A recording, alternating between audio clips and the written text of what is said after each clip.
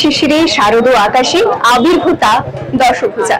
নমস্কার, মাতৃশক্তি শারদ সম্মান 2025 কোন পুজো হবে সেরার সেরা তারিখ খুঁজে আমরা পৌঁছে যাচ্ছি মেদিনীপুরের অলিতে গলিতে, এবং এই মুহূর্তে দাঁড়িয়ে আছি ময়ূর ফাউন্ডেশন শরৎপল্লীর দুর্গাপূজার মণ্ডপের একেবারে সামনে।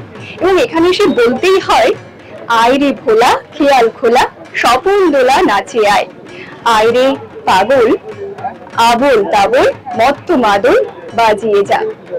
কারণ এদের মণ্ডপ সজ্জায় কিন্তু আবল তাবলের সেই থিম ধরা পড়েছে, এবং আমরা চলে যাব আবল তাবলের দেশে।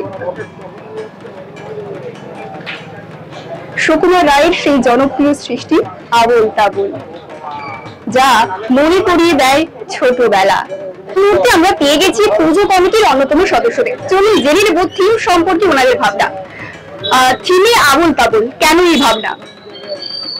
আমাদের ভাবনাটা এসছে মূলত শিশু সাহিত্য এবং শিশু সাহিত্যের ভিতর যে আমাদের প্রাপ্তবয়স্কদের সাহিত্য, সেটা যে জড়িয়ে রয়েছে ভাবনাটা, সেই ভাবনাটাকে তুলে ধরার জন্য। আর আপনারা সকলেই জানেন যে সুকুমার রায়ের কবিতাগুলো আপাত দৃষ্টিতে আবল তাবল মনে হলেও তার ভিতরে ছন্দহীনতার যে ছন্দ, সেই ছন্দটা রয়েছে, যেখানে সবকিছু আবল তাবল হয় না, মিশ্রিত তাদের বার্তা। আর তখন তিনি যখন আবল তাবল লিখেন, তখন সেটা 1923 সাল, যে বছর তিনি মারাও গেলেন। 10ই সেপ্টেম্বর তার হচ্ছে ওই আবল তাবল লেখাটা কমপ্লিট হয়। ভাবলে অবাক লাগে, তিনি অসুস্থ পড়ে রয়েছেন, চিকিৎসা হচ্ছেন প্রায় 1 বছরের বেশি। সেই সময়ে তিনি নিজে বসে বসে আবল তাবলের সমস্ত ছবিগুলো এঁকেছেন। আমরা সেই সুকুমার রায়ের শতবর্ষ পূর্ণ হয়েছে 2023 সালে, তাকে আমরা সামনে নিয়ে সমাজকে একটা বার্তা দিতে চাইছি, প্রতিবাদের ভাষা, প্রতিবাদের বার্তা, এবং শিশু এবং পরিপূর্ণ যে মানুষ, তারা সমানভাবে ভাবুক সুকুমার রায়কে। আচ্ছা, শহরে অন্যতম পুজো ময়ূর ফাউন্ডেশনে, তো কেমন ভিড় হয়? প্রতি বছরই আমাদের বিভিন্ন নতুন নতুন চিন্তা ভাবনা থাকে। তো গত বছরে যেমন আমাদের ছিল পল্লী ভাবনা, আর এবছরে যেমন আমরা ভেবেছি যে যেহেতু সুকুমার রায় সব বয়সের জন্য প্রাসঙ্গিক, আমাদের দুর্গাপুজো মানে সর্বজনীন, যেটা একদম শিশু থেকে প্রাপ্তবয়স্ক প্রত্যেকের মনে একটা আনন্দ এবং উৎসাহতা সৃষ্টি করে, এবং সব বয়সের মানুষরা জড়িত থাকে। তেমনি সুকুমার রায়ের ক্ষেত্রেও যা তার যে সৃষ্টি, তার যে সাহিত্য, সেটা একদম শিশু থেকে শুরু করে প্রাপ্তবয়স্ক পর্যন্ত প্রতিটি মানুষ তার নিজের মতন করে তার মর্মার্থ খুঁজে পায়। নামিল অমিল এই যে সবকিছু নেই, ছন্দের মধ্যেও যে অনেক কিছু থাকে, এবং একটা সুন্দর এর মধ্যে একটা প্রতিবাদ যে করা যায় একটা শৃঙ্খলাবদ্ধভাবে, সেটাও কিন্তু এক প্রকাশ। এবং আমরা চেষ্টা করেছি যে এখনকার বাচ্চারা যারা পড়াশোনা করছে, তাদের মধ্যে, মানুষের মধ্যে, এই ছোট ছোট কচিকাচাদের মধ্যে যে শিশু সাহিত্যের যে রস, সেটা যাতে আমরা তাদের মধ্যে জাগাতে পারি, এবং তারা যাতে তাদের আমাদের বাংলা সাহিত্যকে ভালো করে পড়তে পারে। বাংলা সাহিত্যের যে ভান্ডার আছে, ছড়া, এবং আমাদের সুকুমার রায়কে পড়তে গেলে এবং তাকে ভাবতে গেলে, তাকে জানতে গেলে, এই যে সুন্দর সুন্দর ছড়াগুলো পড়তে হবে, তাদের মনে একটা সুন্দর একটা ভাবনার উদ্রেক করবে, মজার উদ্রেক করবে, তার সঙ্গে একটা সৃষ্টিশীল চেতনা তার মধ্যে তৈরি হবে। সবকিছু একদমই তাই। ময়ূর ফাউন্ডেশন শরৎপল্লী, চলুন দেখে নেব ওনাদের মণ্ডপের অন্দরসজ্জা।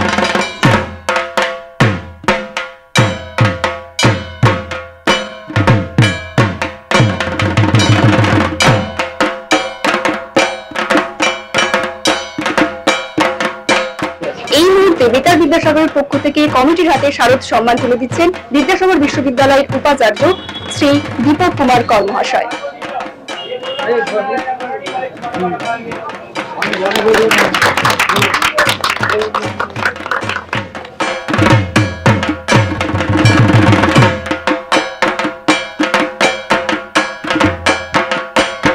তো এই পুজো মণ্ডপে এসে আমরা পৌঁছে গেছি আমাদের ছোটবেলায়, এবং দেখতে পাচ্ছি আমাদের ছোটবেলার হাতিখড়ির বিষয়, অ আ ক খ, সেই সবকিছুই কিন্তু তুলে ধরা হয়েছে মণ্ডপ সজ্জায়, এবং নানান ছড়া কিন্তু এই কমিটির উদ্যোক্তারা তুলে ধরেছেন মণ্ডপ সজ্জায়।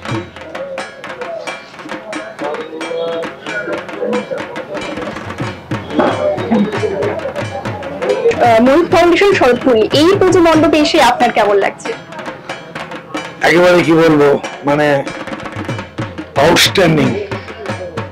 1 নম্বর পরিবেশ বান্ধব, 2 নম্বর বাঙালিয়ানাকে ফুটিয়ে তোলা, আর সুকুমার রায়কে যেভাবে এসে পাচ্ছি এখানে, একেবারে বাইরের থেকে ভিতর, অসাধারণ। আমি উদ্যোক্তাদের অনেক অনেক অভিনন্দন জানাবো এইরকম একটি থিম উপহার দেওয়ার জন্য। এই মুহূর্তে আমাদের বাংলা ভাষা আমাদের দেশে একটি যতটুকুই হোক সংকটের মধ্যে আছে, সেই রকম সময়ে এই অ আ ক খ চোর ধোয়া, ভালো রে ভালো, ডান পিটে, এইসব কথাগুলো যখন আবার রিক্যাপিচুলেট করার সুযোগ পাচ্ছি, ভিতরে একটা অন্যরকম অনুভূতি হচ্ছে। আমি তো বাইরে হাসতে মানা ওই ছবিটা দেখে হেসেই ফেললাম। খুবই ভালো। আর আমরা বিদ্যাসাগর বিশ্ববিদ্যালয় আপনারা যে গ্রহণ করেছেন, আমাদের সুযোগ করে দিয়েছেন যে আমরা আমাদের সমাজের, বাঙালি সমাজের যে সর্বশ্রেষ্ঠ উৎসব দুর্গোৎসব, তাতে আপনারা যেমন সামিল হয়েছেন, তাতে আমাদেরও যে সুযোগ করে দিয়েছেন এইরকম সার্বজনীন উৎসবে, এটা আমাদের কাছে সৌভাগ্যের ব্যাপার। বিশ্ববিদ্যালয় বলতে সবাই মনে করেন যে পঠন পঠন গবেষণা। আমি সবসময় বলি আমার সহকর্মীদের, বিশ্ববিদ্যালয়ে একটা ক্যাম্পাস আছে, তার একটা প্রাচীর আছে, কিন্তু আমাদের মনটা যেন প্রাচীরের মধ্যে সীমাবদ্ধ না থাকে, মনটা যেন সমাজের মধ্যে থাকে। এবং তার প্রতিফলন হিসাবে আমাদের রেজিস্ট্রার সহ আমাদের সমস্ত অধ্যাপক অধ্যাপিকা এবং আজকে আমাদের আধিকারিকরাও এবং আমাদের আজকে যারা যারা রয়েছেন এবং আজকে বেতার বিদ্যাসাগরের আমাদের ডিরেক্টর সহ অন্যান্য আমাদের যারা টেকনিক্যাল পার্সনস, তারা প্রত্যেকে এই কাজটিকে ত্বরান্বিত করতে সাহায্য করেছেন। খুব ভালো লাগছে। সুকুমার রায়, দারুণ, থ্যাংক ইউ। সবাইকে শুভ শারদিয়া।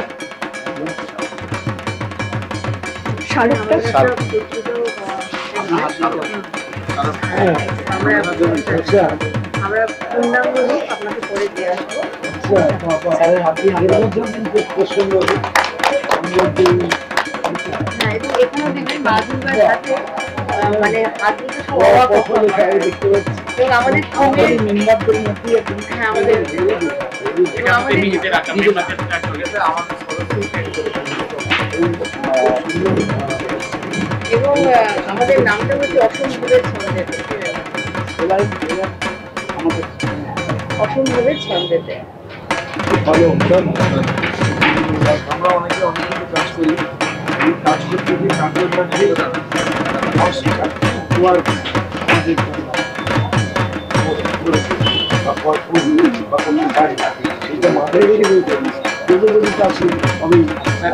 অনেক মণ্ডপে অনেক জায়গায় চলে হয়, আলো রোশনি থেকে শুরু করে গান বাজনা জলসা, আমরা খাদ্য দিন সবকিছু, কিন্তু